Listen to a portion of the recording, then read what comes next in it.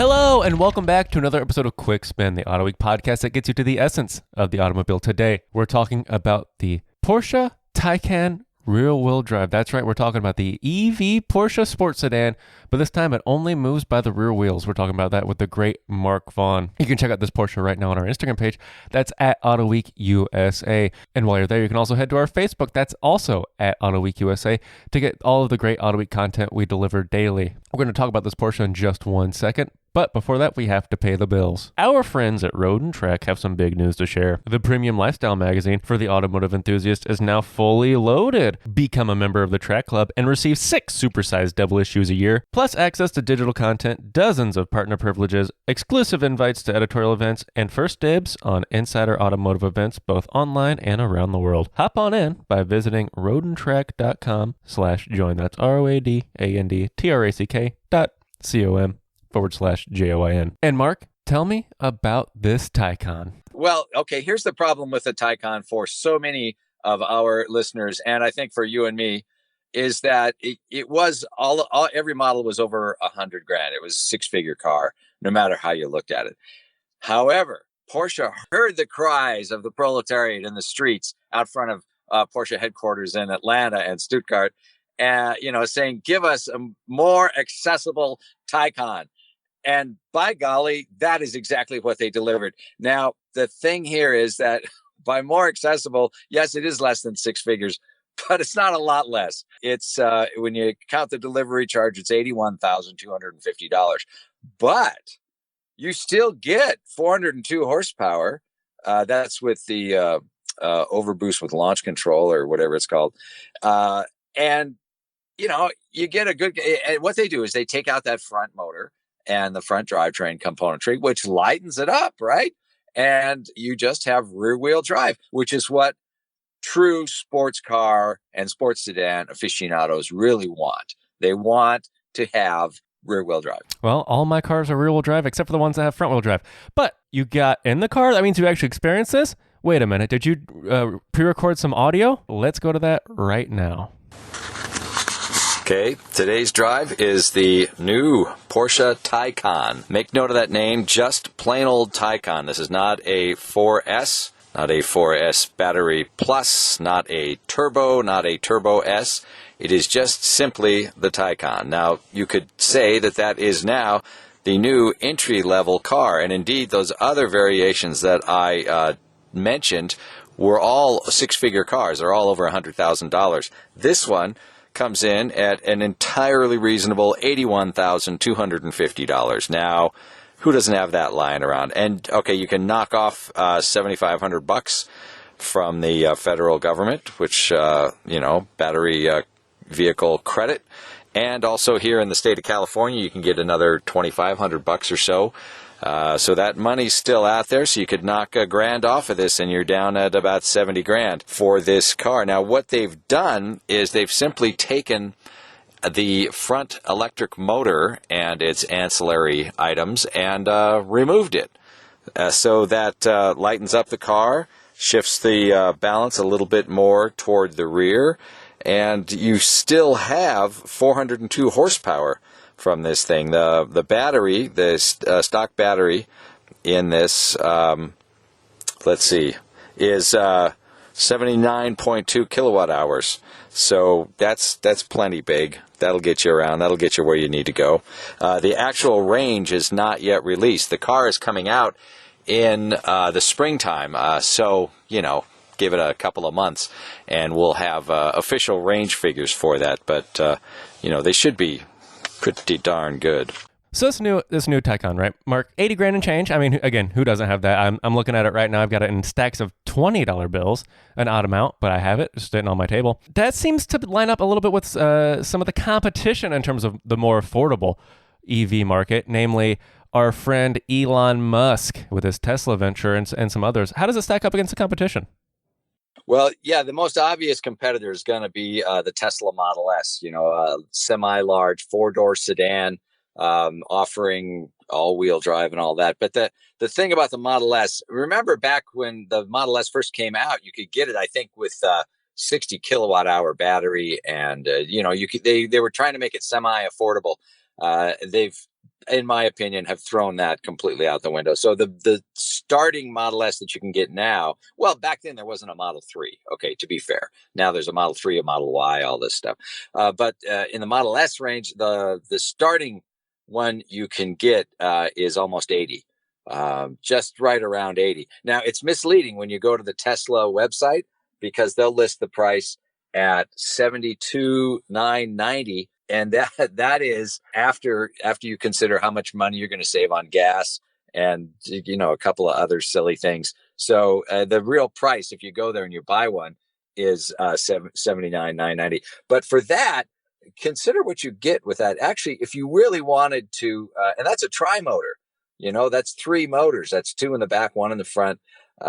It's long range. It's called the Model S. So the base Model S now is called long range. And for that amount of money, you get a lot more horsepower than the base Taycan. You get, in the Taycan, you start out with 402 horsepower. That's with overboost with launch control and all that other stuff. 402 horsepower. In the Model S long range, which is sort of the Model S base model, you get 670 horsepower. And if you consider like 0 to 60 in the Taycan rear wheel drive model, you get to 60 in 5.1 seconds, whereas in the Model S long range, 3.1, baby. Why buy a Taycan when you can buy a Model S? Well, you have a Porsche, and for a lot of people, that means something. And it's kind of, I think most people in this stratosphere of car purchasing, there's more going on than just specs, and they want to have a Porsche. Maybe they had a 911 back in the day and really enjoyed that. Maybe they just like the name, the idea of German technology on the Autobahn. But for whatever reason, God bless them, they like the name Porsche, and that counts for a lot with a lot of buyers. But Mark, you spent some time with this Porsche Taycan, obviously doing a little walk around, but you also drove the thing, which we are going to jump to right now. Let's see how this Porsche Taycan rear motor drives. Okay, let's take this out for a little spin. I am already up on my local favorite twisty mountain road, so I'm already in position here.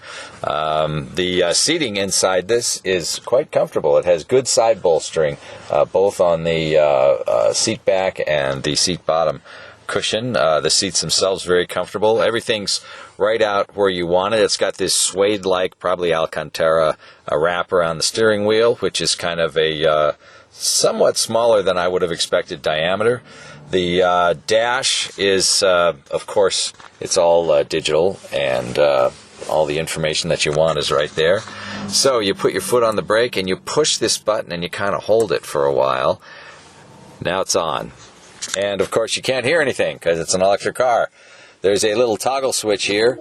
Hold it down, it goes into drive, and off we go.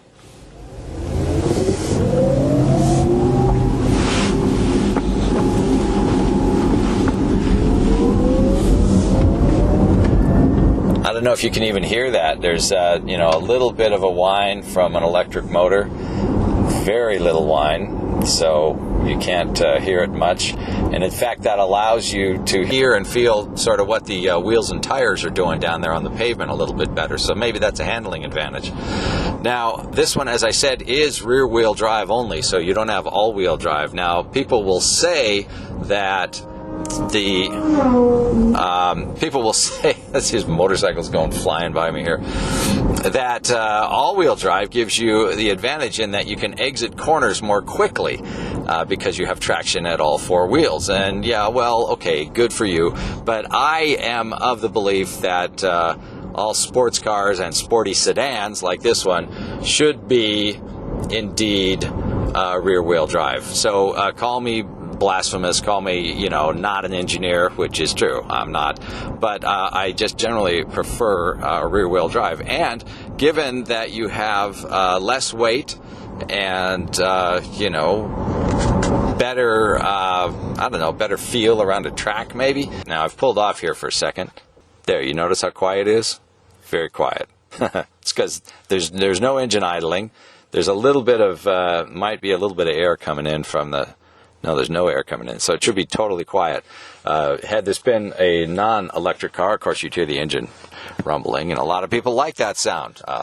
So good for you people.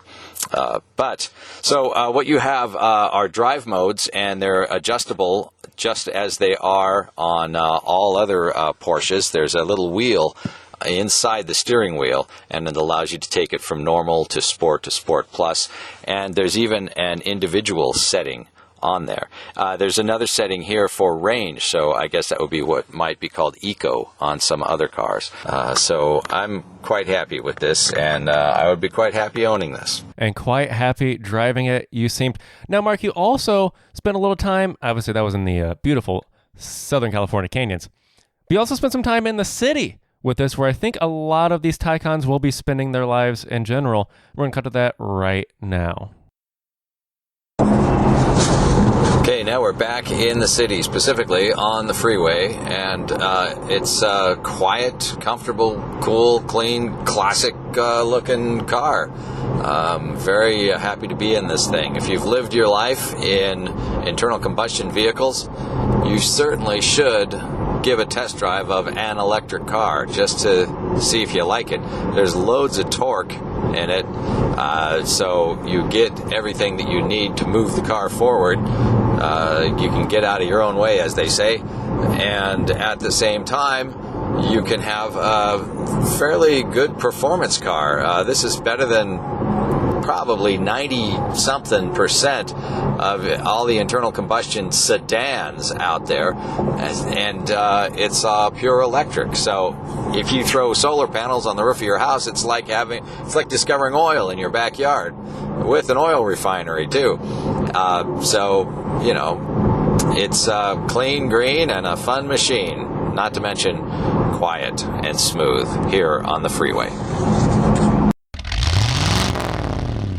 If there's a young person in your life who's really into cars, give them the gift of R&T Crew, the ultimate subscription box by Road and Track for kids ages 6 to 10. Every other month, a box is delivered to their door and is stuffed with cool accessories, fun activities, and a magazine chock full of facts, stories, games, and more. Sign up now and receive the all-new Crushin' It issue and enter the code Autoweek for 10% off an annual box subscription. Just head to rtcrew.com, that's rtcrew.com, and use the code AUTOWEEK. So no, Mark, we've driven them, we've walked around them. Now we're heading into the hard-hitting question. The question everybody comes here for and the question everybody dreads to answer. What is the essence of the Porsche Taycan rear-wheel drive? What's its reason d'etre? Why does it exist? It's a clean, green, fun machine. That's 4 words. You want more than 4. Okay. I think the whole market is eventually making the move to electric cars.